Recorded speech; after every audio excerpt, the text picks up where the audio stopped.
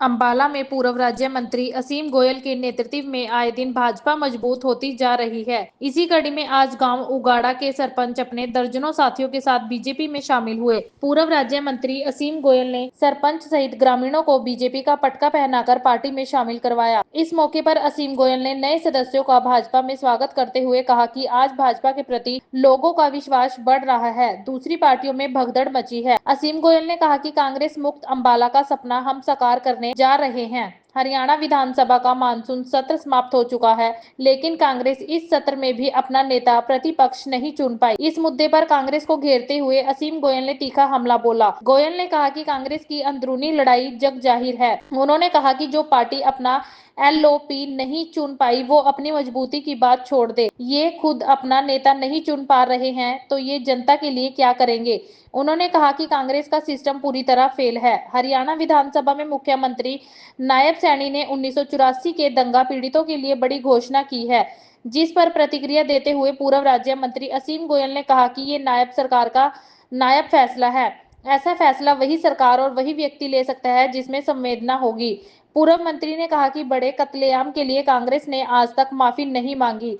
उन्होंने कहा कि उस दंगे में जिन्होंने अपने को खोया उन्हें वापस तो नहीं लाया जा सकता, लेकिन सरकार ने मरहम लगाने का काम जरूर किया है। जी, आज उगाड़ा गांव के सरपंच ने अपनी पूरी टीम के साथ भारतीय जनता पार्टी के परिवार को ज्वाइन करा है और आप देख रहे हैं कि हमारे ऊपर दूसरी पार्टियों में भगदड़ मची और हमारे ऊपर लगातार प्रेशर है कि भारतीय जनता पार्टी में उनको लगातार शामिल कराया जाए। लेकिन हम उन लोगों को जो चुनाव के समय पार्टी को छोड़ के जिन्होंने जाने का काम किया, विश्वासघात किया, उनके अलावा जो लोग बिल्कुल सच्चे मन से जुड़ना चाहते हैं, बिना किसी स्वार्थ के पार्टी के परिवार को बड़ा करना चाहते हैं और जो लगातार हमारे विरोध में रहे, ऐसे लोगों को हम जो है अपनी टीम में शामिल कर रहे हैं ताकि जो कांग्रेस मुक्त एक भारत का सपना केंद्र के स्तर पे और कांग्रेस मुक्त हरियाणा का सपना स्टेट के स्तर पे और कांग्रेस मुक्त अम्बाड़ा का सपना, ये अम्बाड़ा के स्तर पे जो हमने सोचा है, इसके अंदर एक आज मैं कहता हूँ कि एक आहुति आज उसी यज्ञ में और डली है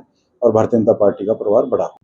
देखिए, कांग्रेस की ये वैसे तो अंदरूनी कमजोरी सारे सामने आ रही है।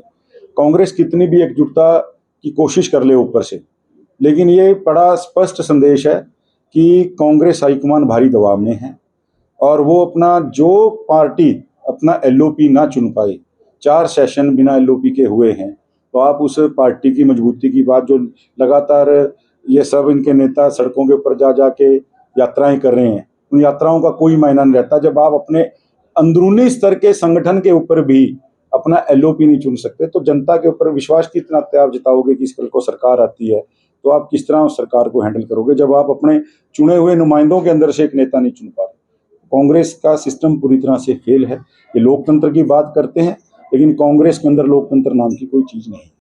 देखिए, ये सरकार का मैं कहता हूँ नायब सरकार का एक नायाब निर्णय, एक जो मैं समझता हूँ जिसके मन के अंदर संवेदना होगी, जो संवेदनशील होगा, ऐसा व्यक्ति ही केवल इस बारे में सोच सकता है, ऐसी सरकार इस बारे में सोच सकती है। भारतीय जनता पार्टी की जो सरकारें हैं वो जनता के बीच में रह के जनता के मन के हिसाब से निर्णय करने का, और जिस प्रकार से एक इतना बड़ा कत्लेआम हुआ, मैं तो बड़ा क्लियर कह रहा हूँ, और जिसके लिए कांग्रेस ने आज तक माफी नहीं मांगी। अगर उनके देखो, उनको तो वापस लाया नहीं जा सकता, लेकिन उनके परिवार के लोगों को अगर किसी नाते भी थोड़ा सा संबल देने का काम हम कर सकें तो नायब जी ने ये बहुत एक सराहनीय कदम जो है उठाया है। निश्चित रूप से उनके घाव के ऊपर थोड़ी मलहम लगने का काम। दास्ताने हरियाणा न्यूज अब उपलब्ध है 1100 प्लस डिजिटल केबल नेटवर्क पर and Android based DTH smart set top box, सभी ओटीटी प्लेटफॉर्म। 24 लाइव देखिए हमारे सभी सोशल मीडिया पेजेस पर। अधिक जानकारी के लिए विजिट करें www.dastaneharyana.in पर।